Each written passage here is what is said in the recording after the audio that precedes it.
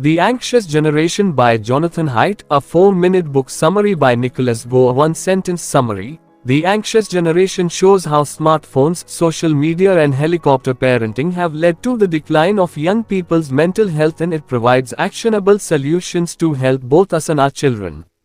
We must become emotionally stable adults, the author's favorite quote. Just as the immune system must be exposed to germs and trees must be exposed to the air, children must be exposed to setbacks and stumbles to develop strength and self-reliance. Jonathan Haidt. On an October afternoon in 2006, 13-year-old Megan Meir hanged herself with a belt in her bedroom closet. Like many teenagers at the time, Megan spent too much time on MySpace, and as that revealed that the mother of one of her classmates was cyberbullying her under a fake profile. I wish Megan Meir's story was sadder. Sadly, it is only one of thousands. Between 2010 and 2020, among us 10 to 14 suicide rates among teens aged 12 have increased an average of 121%, raising a question above all about the anxious generation. Renowned social psychologist Jonathan Haidt writes in his new book that a person at such a young age, a child, has no basic why would there be reason to formally end one's life, provides both an explanation and a solution to what he describes as an epidemic of mental illness, his thesis being that we are overprotecting children in the real world and them diminished online. Children need a play-based childhood in the real world in order to grow taller. The two main factors preventing such a childhood are smartphones and fearful parents. Show top 3 lessons. Here there are 3 lessons that give you mental health. 2 with 4 basic reforms we can do to overcome the hardships caused by technology and excessive security for our children. 3 you can use 6 spiritual practices to improve the mental health of yourself and your children. Let's find out. 1. The mental health of our children is threatened by 4 fundamental harms. Our children's mental health is at risk from 4 fundamental harms. In lesson 1, let's say your child signed up to be one of the first humans to live on Mars. As you learn about the space company, you realize they just want test subjects and don't care about it being safe at all. Would you let them take your kid? Absolutely not. Since 2010, tech companies have done basically the same thing. Haidt suggests exploiting our children's attention and mental health for profit, saying childhood is an apprenticeship to learn the skills needed for success in our culture. He writes, millions of children are now being hindered from learning those skills because they live in their phones rather than in reality. Our connections in the real world share 4 distinct qualities. 1. They rely on body language. 2. They are in tune with others. 3. In communication sequence, and 1 happens with a few individuals, a maximum of 4. They tend to be in communities where there are high barriers to entry, none of which is true of our online activities, which is why they are often harmful to human development. So Haidt looks at a phone-based childhood, which leads to 4 fundamental disadvantages, 1 being social deprivation. Since 2012, the amount of time teens spend face-to-face with friends has dropped by 50%, and the pandemic has made it worse, with twice as much sleep as sleep deprivation leading to depression, anxiety, irritability, cognitive impairment, poor learning, and low grade. And long-term studies have proven the smartphone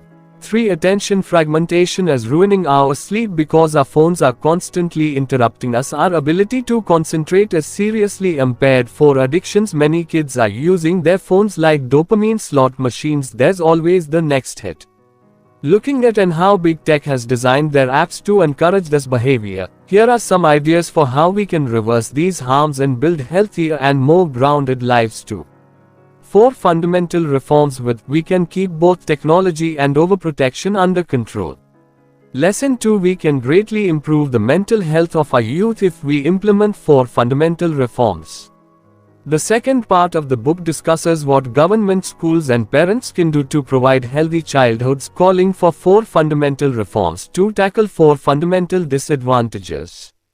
No smartphones before high school. We should give our kids basic text and call phones by age 14. No social media before age 2, when preteens are exposed to endless algorithm-chosen content and influences.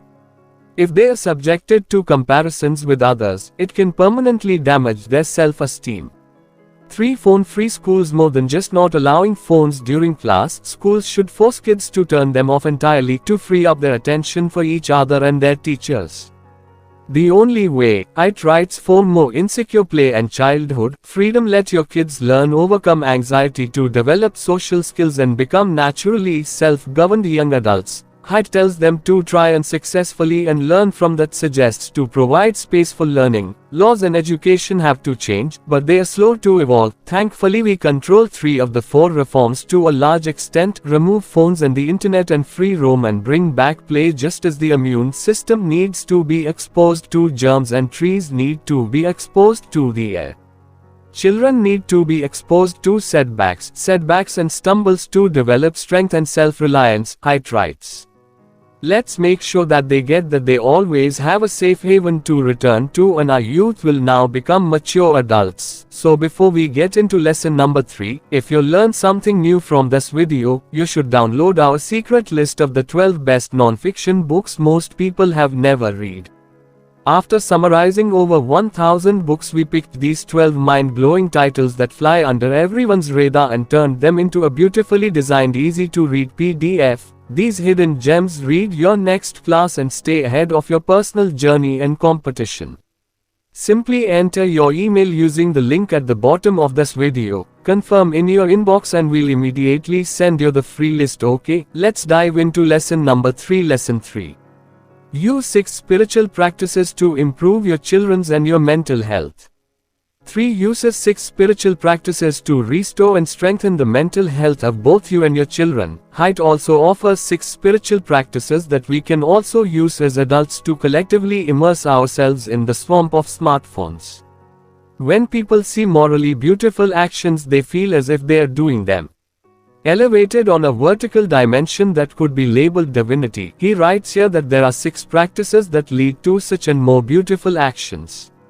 A shared sacredness that is part of participating in any group that is unethical, charitable or spiritual, organized for a purpose. This could be singing during mass or joining a civil rights movement, for example lay to incarnation, which ranges from eating together to playing games to praying, using the 3 words of peace, silence, and as far as focusing. It could be any physical ritual, it could be a meditation practice, but really any kind of stillness. The 4 self-transcendences that are about renunciation for a purpose greater than yourself, ranging from charity up to volunteer work. 5. Less judgment, more forgiveness. Whether you draw inspiration from Jesus, the Tai Ching or the Torah, learn to be slow to get angry, forgive immediately. 6. Find awe in nature, spend time outside, whether it's forest bathing or salty breathing the sea air. Walking through the nature of an impressive university campus makes us feel connected in a way nothing else can. Dale Kellner's book, Our Way, has lots of ideas for this exercise. There is a God-shaped hole in every human heart.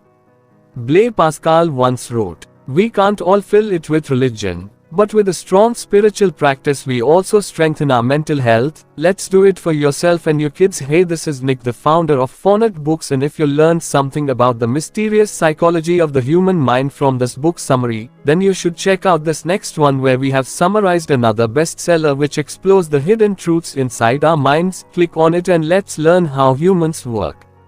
Thanks for watching. For more updates, please subscribe to our channel.